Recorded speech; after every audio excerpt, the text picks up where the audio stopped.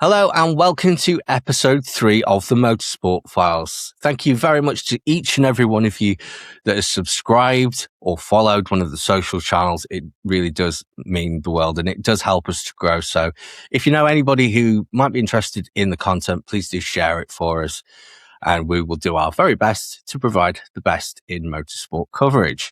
Now, we've been doing quite a lot of rallying over the first 2 episodes of the podcast, which I've loved. It's been brilliant, and I've really enjoyed getting to grips with some of the history of rallying as well. But for this episode, we're going to look more to racing. So today, we've not got a huge amount of confirmed rock-solid information. I've scoured the internet. I've scoured the company websites, the socials. There's not a lot of actual solid information to be garnered at the moment. So again, a bit like F1, most of it's rumor and conjecture. What we do know, and I'm just going to refer to my little spreadsheet that I've made here, we've got 6 drivers only that have been confirmed as signing for their teams. Of those, just so that you know, we've got Tom Ingram and Tom Chilton for Team Virtue in the Accelerate Hyundai.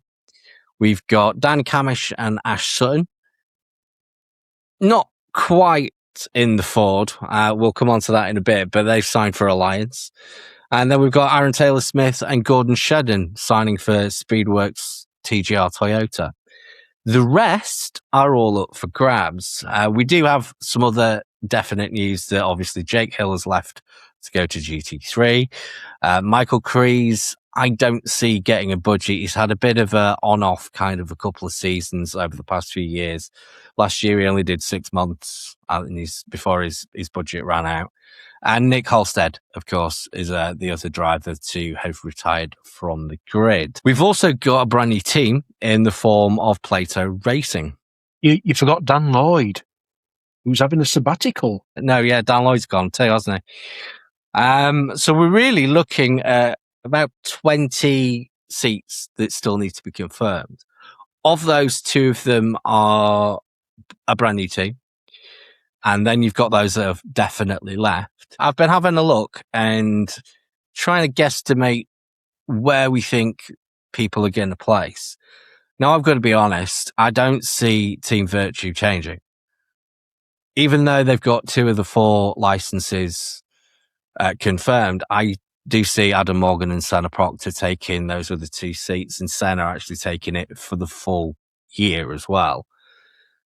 He's done an amazing job at backing up Tom Ingram. He's helped back Mark on a number of occasions last year, which has helped Tom run away with the win. He's probably an almost dead certain. Again, Adam Morgan's done a pretty good year. He was a fairly respectable point scorer last year. So I do see that them staying the same. Napa, we've got Ash and Dan that have confirmed. Sam Osborne is obviously part of the family. He's going to re-sign. I don't see him going anywhere. I do have a question mark with regards to Dan Rowbottom, though. He's basically played second fiddle to Dan Cam and Ash Sutton for probably 1 or 2 years now. He's almost been the official third place driver. And he's even moved garages as well. He's gone to the other side now. Outside of the track, he's been working quite a lot, funnily enough, with Jason Plato and his own private driving films. So he's had plenty of time to sit and chill with him after filming and talk. And if this whole thing with Plato Racing hasn't come up, I will be incredibly shocked. So I think the likelihood that Dan might sign for Plato Racing is pretty strong. It'd be a good move for Dan. He'll be number 1 driver, more than likely, in a brand new car where he'll get to hopefully shine. There is a good chance he might just go, no, I'm in a safe place at Napa, I'll stay where I am. But I think it's a good chance that he will move, which opens up a seat at Napa. LKQ, I think that'll be the same. They've only got 3 licenses, and I think that'll be Aidan Moffat, Charles Rainford, and Darrell De Leon, who, whilst trying for Porsche Carrera Junior Cup, he didn't quite win it. He came close, second or third, I think. Did well, but I think he'll still be back this year.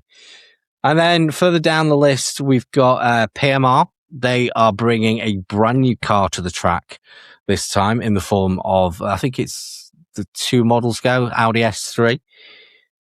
They've got, I reckon, Mikey Doble. I think he'll re-sign, but they've got another two seats open that are wide open as well.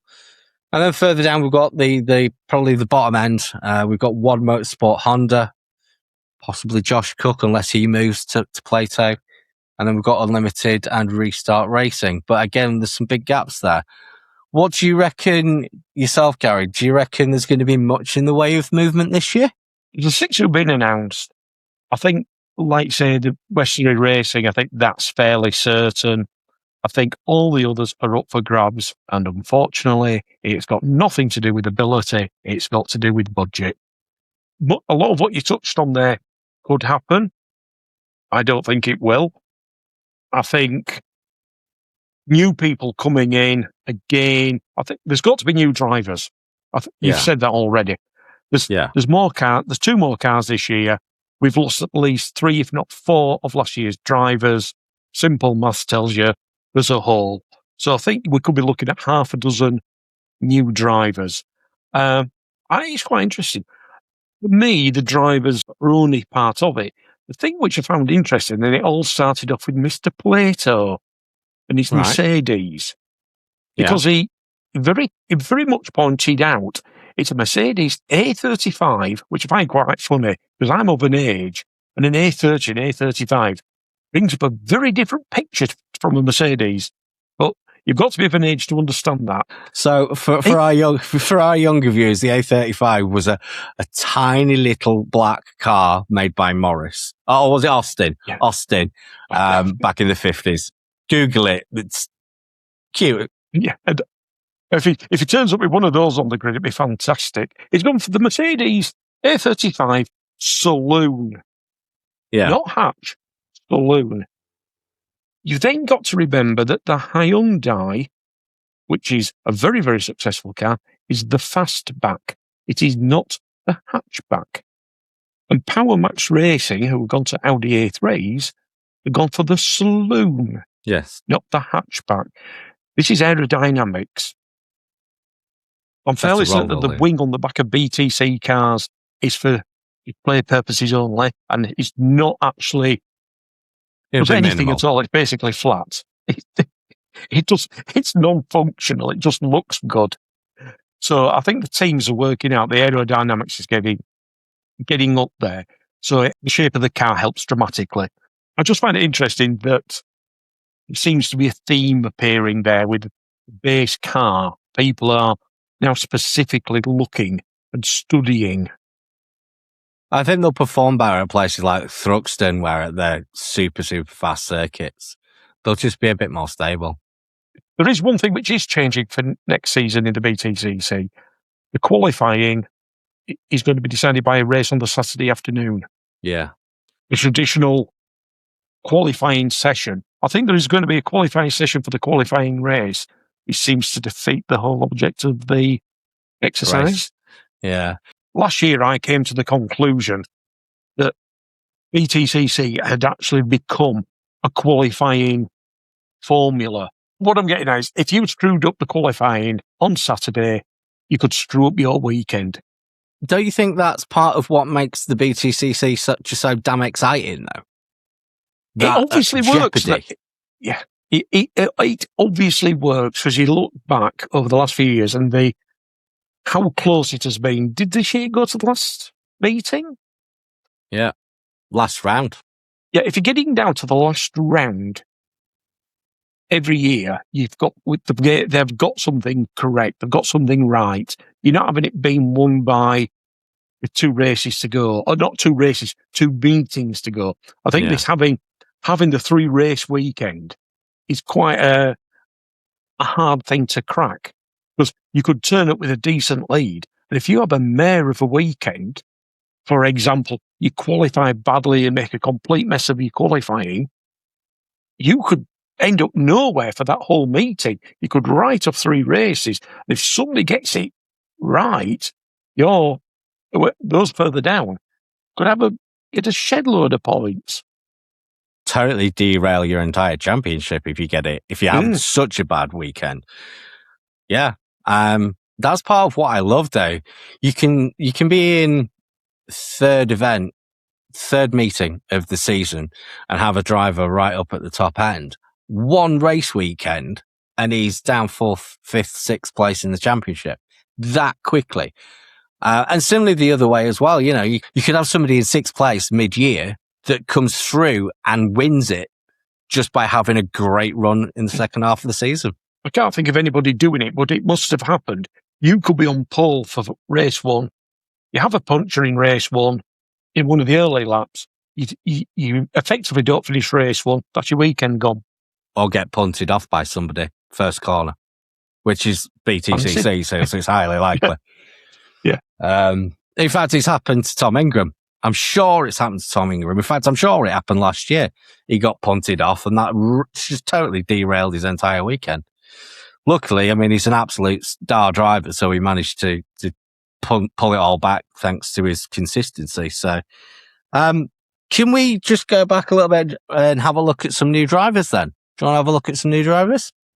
Potentials for coming up? It's not something I've studied, so I genuinely wouldn't know where to start.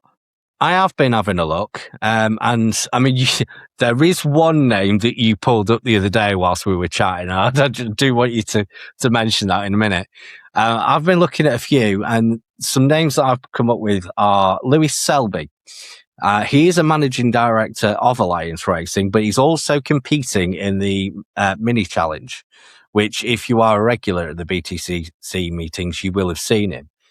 He came third last year in the mini challenge, driving a Napa Mini. And if anybody's going to fill any potential seat at Napa, I think he's probably a fairly strong bet. I don't think Dan Zelos will be back. I think he's too busy doing Porsches, I think. We've got George Gamble, who we have seen before in previous years. He's raced with Adam Morgan at Cecily Motorsport in a Toyota just a couple of years back. He's just recently won the Porsche Carrera Cup last year. Again, strong contender for a seat in BTCC. Let's not forget, this is generally the ground where these drivers come from. They are the feeder series into BTCC. There's a couple as Tom Ovenden as well. He's a potential to come up. I think he was second or third as well in the minis. There are some really great drivers coming up in the Porsches and the minis. You did, however, mention somebody the other day when we were chatting about a return. Do you remember who that was? I'm desperately trying to remember. A very familiar Irishman? That's not going to help me. BMW? Yeah, I know where this is going now. I still can't remember the name because I'm hopeless with names. You're going to know. You wanted good old Colin Turkington to return into the BM. And I have seen other reports online. I don't think he wanted to leave. I think he left because of, again, budget reasons, from what we're led to understand. He has driven front-wheel drive in the past. He's driven all sorts of things. I'm fairly certain he might have had a season certainly driving against or even a teammate of Mr. Plato. They're bound to know one another. Oh, they definitely know each other. Name in there. And it's interesting that all the drivers you think are going to come into BTCC are all young people from feeder series, other formulas and race disciplines. Can't think of any off the top of my head. But what about more left field things? Somebody, either a driver coming in from abroad who's got touring car experience. It's happened in the past. Yes, it has from DTM. There's been a rich history of expat drivers in the BTCC. Champions have come in. Plato knows somebody from another series. That'd put the cat amongst pigeons. Get somebody from DTM. Well, I must admit, the BTCC in Britain is hugely popular, but I don't know if that translates abroad. Do people in Germany know how great a series we have here? Do the drivers even want to come over here? Be interesting to know. I did read something actually about Napa. It was quite an old article, so it was dated May of last year, and it was they were talking about the cars for 26. Now it was essentially an article about them swapping manufacturers. As we all know, the Focus is long since dead, as is pretty much all of their range of half-decent motors now. And they don't have a suitable... Well, they don't really have any ICE-powered car anymore. It's almost totally EVs now. The Focus Puma itself is quite old. I think the Puma's too big. I really do. I think it's too big and it's too high for a touring car. I don't see it. It won't be. I don't think it's too big because it's basically a Fiesta on steroids. It's quite high though. Yeah, that's what I mean. It's quite high. I just think it's because nobody else has even come up with the lunacy of using anything approaching an SUV. Thank goodness. I don't think they will. Judging by what I've read, I don't think anybody's that interested in running an SUV on the BTCC circuit. The other option then is, well, actually, that was the whole point of the article. He was talking about bringing a new manufacturer in. He wouldn't say who, to be fair, and we haven't had another article about this since. I did see a Reddit post though about this. A couple of people discussing who they thought the mark might be, and you do get kind of down to the same problem that rallying has. There just isn't that many marks anymore. There aren't that many brands. Most of them are under umbrella companies, but the one that they suggested was Kia, which I thought was pretty interesting. Similar to the Focus. The only thing I can see what might scupper that before you've started is that it is effectively Hyundai, because Kia and Hyundai are the same company. I didn't know that. Okay, that scuppers that idea. Look at the VW group. They've competed against one another, and what is now Stellantis have quite happily wasted the money competing against themselves in the past. Well, so Citroën and Peugeot. So did the Fiat Group in the past. Fiat and Lancia. It's not new. No, it's not. But I think in today's world, I don't see it happening. I think with Hyundai there, I think they will just carry that on. I think the difference is what we're no doubt missing here is we are talking about competition at manufacturer level or within a manufacturer. If you've got a little English racing team, Napa Racing, Alliance Racing, who decide they want to take a Kia Racing, if they're not asking Kia for any sponsorship or anything like that, who's to stop them? I think that's the problem, though. It is manufacturer involvement, and they are in discussions with this manufacturer. The problem being is that with the uncertainty in the car market, in the normal road traffic car market, and they just don't know what's happening. These marks just don't know which model to push. And if it hasn't been confirmed by, let's say, November at the absolute latest of last year, they won't have had time to develop and build a car, which means they're stuck with the Focus. What I'm getting at here is I can't see there's anything stopping Alliance or anybody else going out and buying 4 Kia whatevers and building race cars from them. No, there isn't. I mean, as a private team, absolutely not. They're free to do whatever they like and homologate that for the time period. But they are a semi manufacturer team. I don't think there is. Is there a?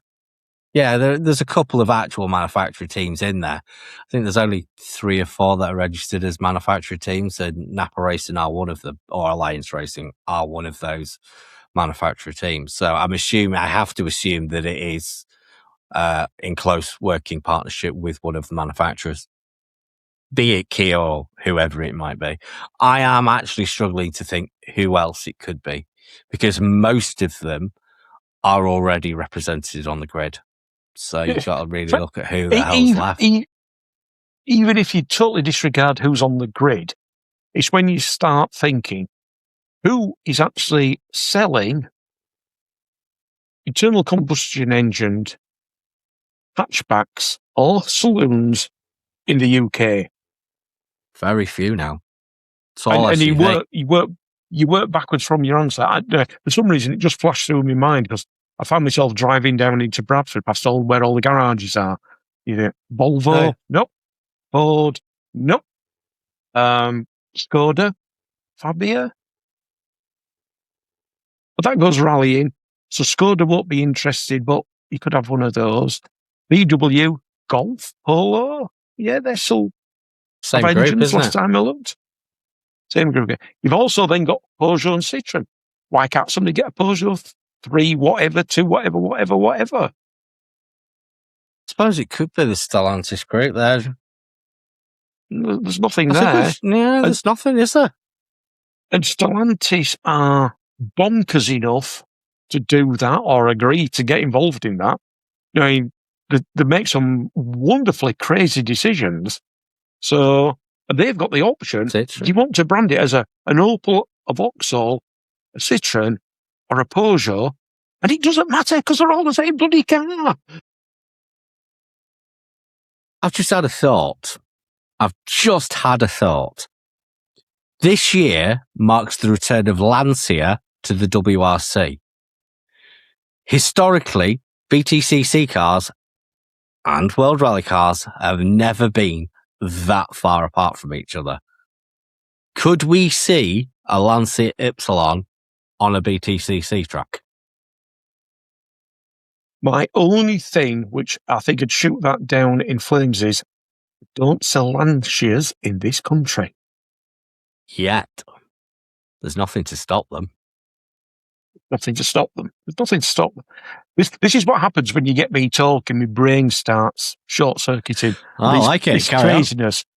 This craziness comes out. But then you sort of think, just because I started off thinking Ford and Volvo, no. Then you touch on the VW group. Audi are in there. Yes. They're new. So yeah. I don't see, because of the level they're going in, if you're not asking a manufacturer for any cash, and you're quite happy to go and buy 4 of their standard things to get all the body shells and go off and build your car, if you're going to use a Toka engine, you don't want whatever's under the bonnet. You don't want any of the suspension. You don't want anything. You just want their convenient box to bolt this all into. So I don't see why you couldn't use those. Well, let's say you've got the whole of Stellantis to go with. Yeah. Who else do we throw in there? BMW are already there. Mini don't make anything big enough, which is suitable. Well, it's all your Chinese things are electric. Yeah, they are. All your Chinese things are electric and SUV blobby things of varying sizes. Kia, so you've got your Korean market, haven't you? Which you've kind of got Hyundai there anyway, but Toyota are there. Mazda don't sell any cars. They sell SUVs. But they don't sell cars anymore. I can't think of any. I mean, you've got American, I suppose. Could see a Chrysler back in again, potentially. I have no idea what saloons or anything like that the Americans are actually making for themselves. Now, Honda just announced a Prelude who don't hatchback. Yeah. Ooh, that'll look slick. And it'll be fast too. It would be fast too. That would look amazing. We'll have to get AI to do a bit of a render on that and see what we can come up with. Send it off to them. So we started off sort of poo-pooing our own idea that BTC had backed itself or had used up all the options. On the face of it. And let's not forget the regs change. Yeah, regs change for 27. So, they become a lot more open, don't they, over what you can and can't do. So that is an open invitation to a new manufacturer. Because are they changing it? Are they changing it that the car you base it on doesn't even have to be sold in this country or something? So I'm waiting for somebody to come up with some fantastically aerodynamic car which is only sold in Malaysia, which nobody else has ever heard of. Hello, Lancia. Hello. We're here to join you. Oh, I can see it happening. I can see it. they've put all this time and effort into it. It wouldn't be that difficult to cross it over for the BTCC. Get a couple of decent drivers in, of which there's probably quite a few now.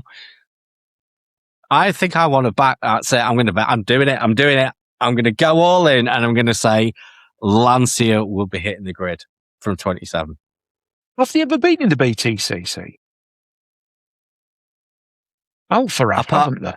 Yeah, Alpha have. It was Alpha, which did really well. 159. It was an amazing machine. I loved that machine. Absolutely loved it. I think the only time a Lancia will have been on a race circuit in any shape or form like that will have been as part of the Tour of Britain back in the rallying days. But I think that only ever happened twice as well. So, and that'll have been a little pretty Fulvia. I don't believe they have there. Well, what will it have been? The Delta? Nah. No, there was no Lancia kicking about when Sierra Cosworth was on track. It will have been the Alpha 159 Lotus Carlton. Was it Lotus Carlton? Sierra. Looking, having a quick dirty Google search. Touring cars, no. Race cars, Nothing. Yes. Rally cars, definitely. The odd Le Mans car, yes. Not touring cars. Not touring cars, never been interested. Have you got anything else that you want to chat about then before we tie everything up? I think we've pretty much covered that, haven't we? I don't think so. I think the thing with the touring cars, it's all a bit of a mystery drivers wise. It's going to clarify itself really quickly. They've got their first test at Croft on the 24th of March. Today's the 9th of February. So they've got 4 or 5 weeks to get round to announcing this. They've got the official media day for the BTCC at the beginning of April. Have you got a date for that? 7th or 8th of April, something like that. Yeah. That is where they all get the official posed family photographs like it's a wedding and line them up on the grid. So everything will have to be in place for that. And of course, you've got your first round at Donington, 19th of April. So that's just over 2 months away. So there's going to be a lot of news coming out. Certainly, I would imagine that 90% of the drivers, if not all of them, will be known for the test at Croft. So that's about 5 weeks away. Yeah, they'll have to be because they're all going to be turning up. So we're going to know very, very soon. It's going to become publicly known. If you have never been to a BTCC race meeting and you fancy giving it a shot, testing at Croft, if you can get up to Croft in North Yorkshire, testing at Croft is actually free. It will cost you nothing but your lunch and your fuel to get there. That's it. And it's a great way at having a bit of a taster session. To be honest, even if you want to go to one of the race meetings, it's not expensive. I think I normally pay about, is it 35 quid per ticket, I think, per adult? And that gets you everywhere. It gets you into the paddock. It gets you around the track. You can go, a bit like rallying, you can go and actually meet the drivers so they're not held behind barriers. So if you've never been to one of these and you're wondering what it's all about, I really do encourage you to go and visit your nearest track on the calendar and just go and see what it's all about because it's so much fun. You'll really have a great day. And the people that go, I mean, Gary, you'll know this. Even the spectators are all brilliant. They'll all help you out and they'll all explain something if you don't quite understand it, don't they? I mean, motorsport fans are amazing at that. The thing I loved about the test day as well, I've been to 1 or 2 over the years. I went up to Croft last year. I think there's 2 sessions, a morning session, afternoon session. The minute the flag drops, there's action. When you think test day, they're not there pootling around. They want to find out what their car can do. So they are going out there. There's track action. There's cars flying around constantly.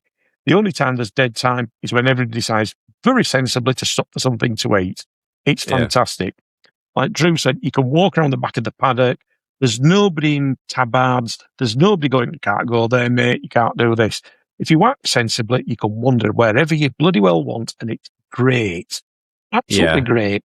I mean, you do need a degree of common sense. Don't be standing in ridiculous places where you might get mowed down. I do remember a few years ago, I'm going to say about 3 or 4 years ago, it was raining. It was at Croft again, and there was an almighty accident. Like, was it 10, 15 cars? Do you remember? And they all went off on the same corner, pretty much on the same lap. It was horrific. So just go steady. Think about where you're standing and keep safe, and you'll have an amazing day. As you said, Gary, there's no marshals on to tell you not to go somewhere, so you do get a chance to get some proper photos. Yeah. I will advise you, if you've never been to Croft before, it is an old airfield. It is famous for its own microclimate of incredibly bad weather.